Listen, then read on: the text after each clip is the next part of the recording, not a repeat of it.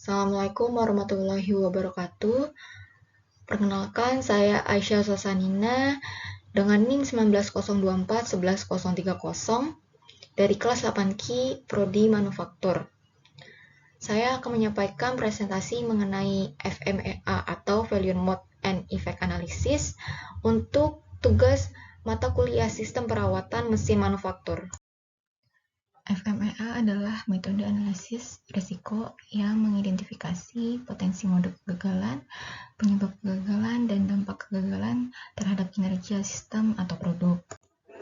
Metode ini menggabungkan pendekatan berbasis tim untuk menganalisis, menilai, dan mengurangi risiko kegagalan.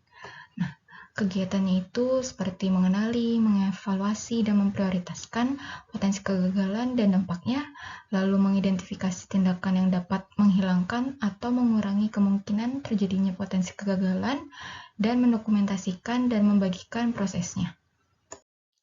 Metode ini digunakan untuk mengidentifikasi dan mengevaluasi risiko pada waktu yang tepat, dan juga untuk mengusulkan dan menerapkan tindakan yang sesuai dengan tujuan untuk memastikan hasil, kualitas, dan keandalan sebaik mungkin.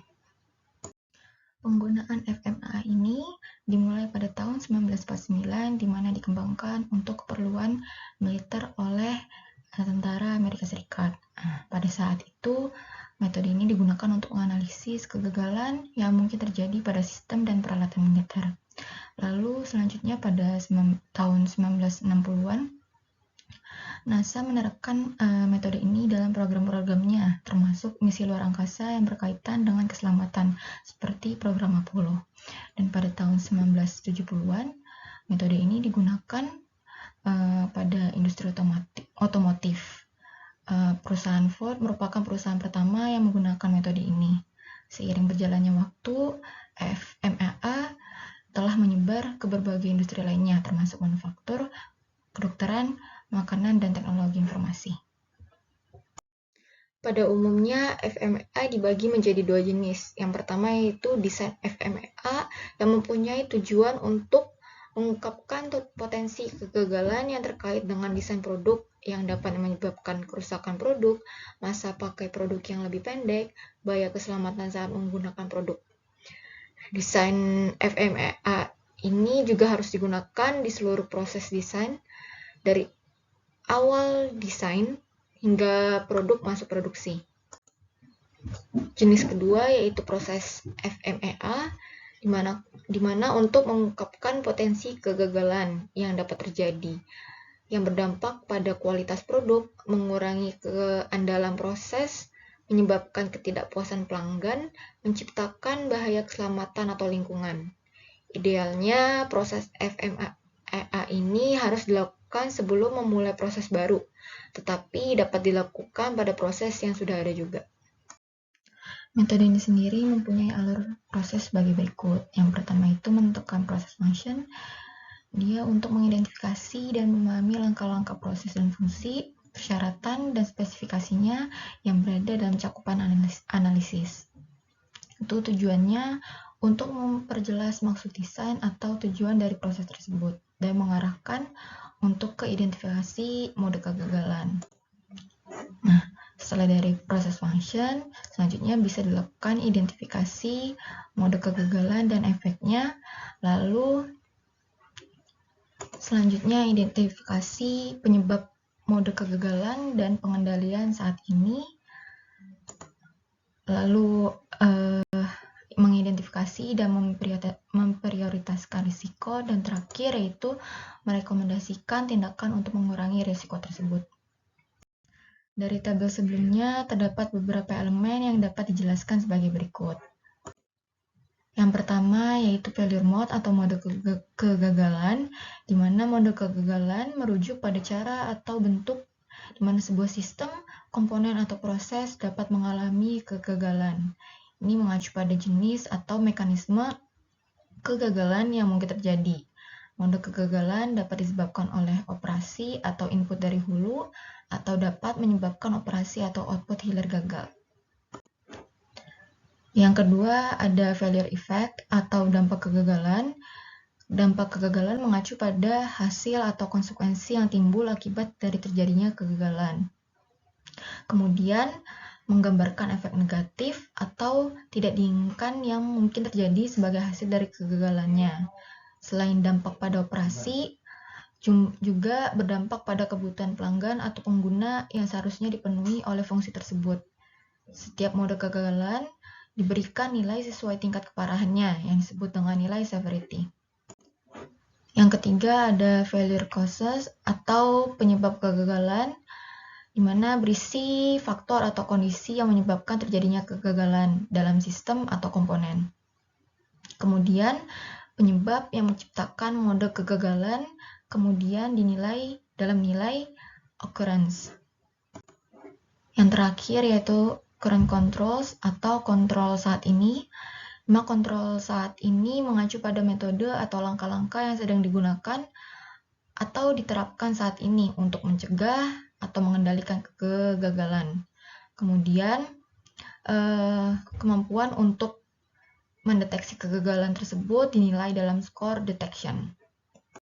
Yang terakhir dari elemen FMEA yaitu menghitung risk priority number atau RPN, di mana untuk setiap mode kegagalan potensial yang diberikan, RPN dihitung dengan seberapa serius dampak dari kegagalan atau severity dikalikan dengan seberapa besar kemungkinan hal tersebut akan benar-benar terjadi atau occurrence, dikalikan dengan seberapa efektif sistem atau proses dalam mendeteksi kegagalan.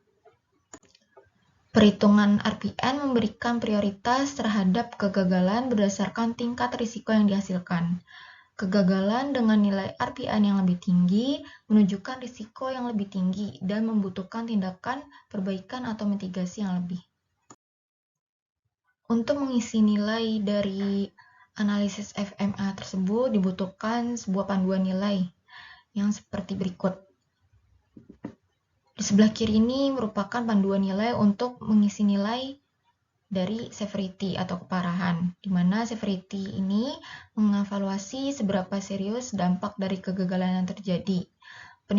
Penilaian ini dilakukan dengan memberikan skor berdasarkan tingkat keparahan dampak tersebut. Skala penilaian dapat bervariasi, biasanya dari 1 hingga 10, di mana angka yang lebih tinggi menunjukkan tingkat keparahan yang lebih tinggi.